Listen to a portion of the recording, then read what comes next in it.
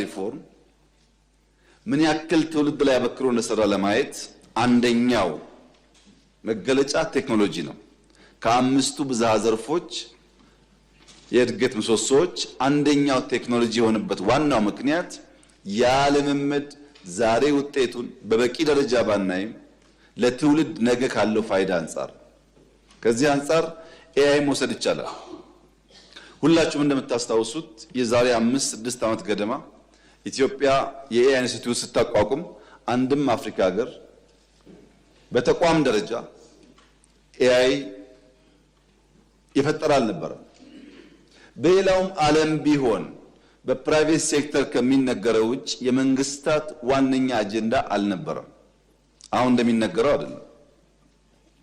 ከዚህ ቀደም እንዳነሳሁት ምናልባት ከጥቂት ወራት 6-7 ወራት በኋላ የሚደርሰው ዩኒቨርሲቲ የኤአይ ዩኒቨርሲቲ ከዓለም ሁለተኛው ነው። በዓለም ላይ እስካሁን አንድ ብቻ ነው ኤአይ ዩኒቨርሲቲ ያለው።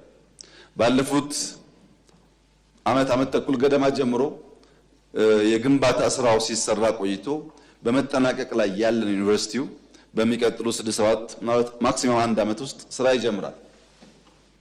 ይሄ ዝግጅት የሚደረገው ልክ ኢትዮጵያን ኤርላይንስ አባቶቻችን በጊዜው በልኩ መስርተው ዛሬ ከአፍሪካ አንደኛ እንደሆነው ልክ የኢትዮጵያን ኤርፎርስ አባቶቻችን በጊዜው በልኩ መስርተውት ዛሬ በአፍሪካ ውስጥ ቀዳሚ ኤርፎርስ ከሚባሉት አንዱ እንደሆነ ሁሉ ነገም የኛ የኤአይ ዩኒቨርሲቲና ተቋም በአፍሪካ ውስጥ ስመጥር መሆን እንዲችል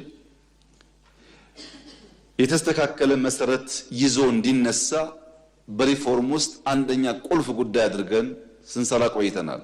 ብዙ ውጤት አግኝተንበታል። ከዚህ በላይ ደግሞ ለልጆቻችን ውጤታማ ዘመን ይፈጥርላቸዋል።